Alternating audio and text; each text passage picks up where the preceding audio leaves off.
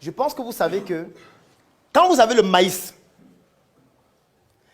vous plantez le maïs pousse. Vous récoltez les épis de maïs qui en découlent. Vous prenez les graines qui sont sur les épis là, vous plantez, vous savez que ça pousse encore, non? Eux, ils ont changé ça. Oui. On appelle ça les semences non reproductibles. Ça veut dire qu'ils ont pris les semences, ils ont modifié la structure génétique. Et ils ont fait en sorte que quand tu sèmes ça, ça produit le maïs. Tu prends le même maïs là, tu sèmes, ça ne pousse pas. Pour te pousser à toujours acheter chez eux. On appelle ça les semences non reproductibles. Et c'est ça qui est vendu au marché. C'est ça qu'on achète pour faire toute l'agriculture du Cameroun, même en Afrique. Et pour pouvoir contrer ça, vous savez ce qu'il faut qu'on fasse? Il faut qu'on étudie et qu'on n'ait pas envie de sortir de l'école. C'est tout ce qu'il faut faire. Il faut que les gens se concentrent dessus. Ils apprennent comment ça se passe. Ils apprennent comment est-ce qu'on peut produire de manière industrielle nos semences qui vont rester reproductibles. Et pour ça, c'est l'école, c'est la science. Ce n'est pas au quartier.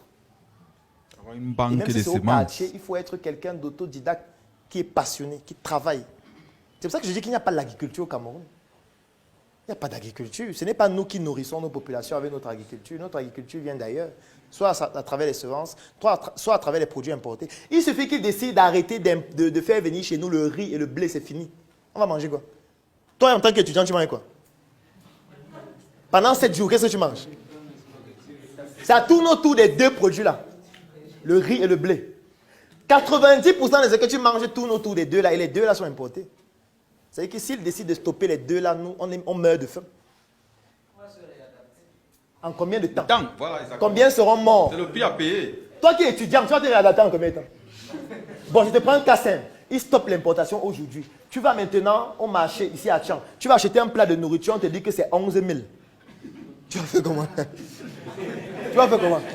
On te dit, et quand on te dit que c'est 11 000, tu dis que c'est cher, on dit que non, adapte-toi. Adapte-toi. C'est le prix à payer. C'est le prix à payer. Ne disons pas seulement que c'est le prix à payer sans savoir que... Attends. Sachons c'est quelque chose. Parce que quand on dit le prix à payer, c'est comme si c'est le film qui s'appelle le prix à payer. Parce que ce que je veux dire, c'est quoi? Quand on dit que c'est le prix à payer, ça veut dire que les gens vont mourir en cascade. C'est ça qu'il faut comprendre. Non, attends. S'adapter, ça veut dire que vous, étudiants, quand on va dire que le plat de nourriture, c'est 5 000. Un plat. Et qu'en une semaine, tu te rends compte que ça fait 35 000 pour manger un plat par jour. La première loi qu'on va faire, c'est que interdiction de devenir obèse. Interdiction. Parce qu'il faut manger le moins de nourriture possible. Parce que tu ne peux pas manger la nourriture de tout le monde. Le peu de nourriture qu'il y a là, on doit répartir ça dans toute la population. Donc chacun doit commencer à manger un plat par jour. Si on attrape quelqu'un avec 2 plats, 20 ans de prison. Tu manges la nourriture de 3 personnes, monsieur. Donc c'est la première chose qu'on va faire. Donc ceux qui mangent beaucoup là, ils vont avoir mourir tous rapidement. Donc les gens qui ont l'habitude de manger 3 plats, prendre les glaces, machin, ils vont avoir tous mourir. Deuxième chose, les pauvres, tous vont mourir. En commençant par ceux qui sont à l'hôpital, qui ont besoin de manger, qui sont malades, qui ont des maladies immunodéficientes, qui ont besoin de s'alimenter. On va leur dire que ce que tu achetais avant à 2 000 là, maintenant c'est 7 000. Ils n'arrivent même pas déjà à manger 2 000, donc ils vont tous mourir à l'hôpital. Comme si ça ne suffisait pas, ça va continuer. Est-ce qu'on produit les médicaments? Ça veut dire que même les médicaments qui sont là-bas, on va dire qu'on ne vous vend plus. C'est comme ça que les gens... Je suis d'accord.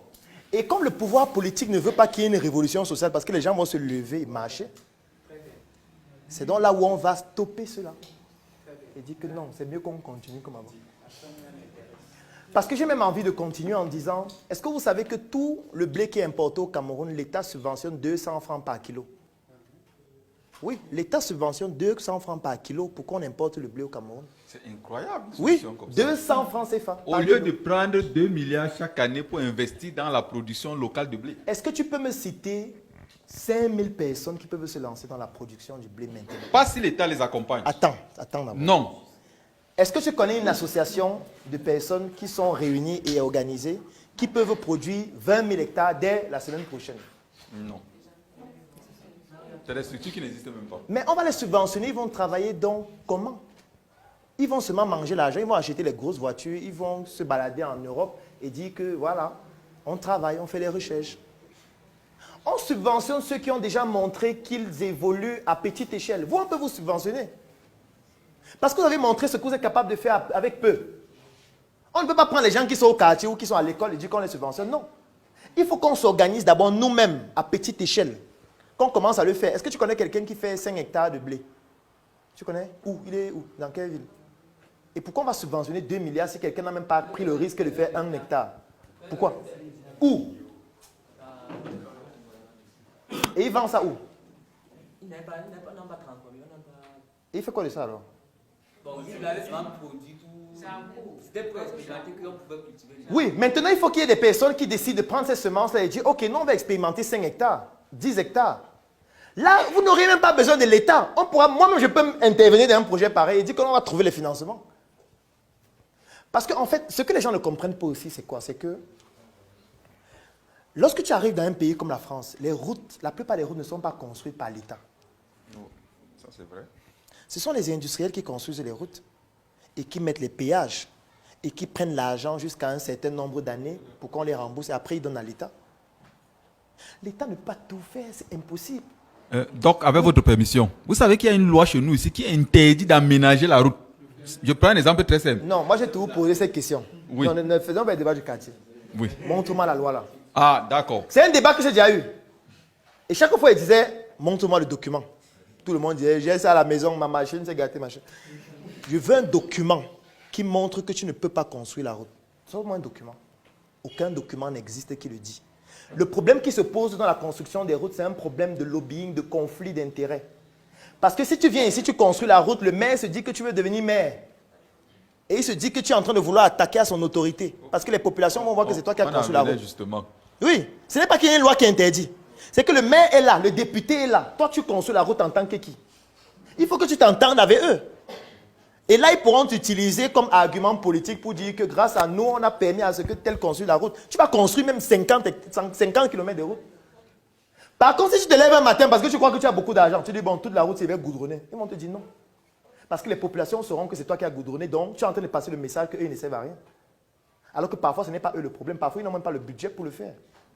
Donc, tu veux montrer qu'avec ton argent, tu peux faire ce qu'eux n'arrivent pas à faire pour que la prochaine élection, tu dises que moi, je veux devenir maire et on te vote.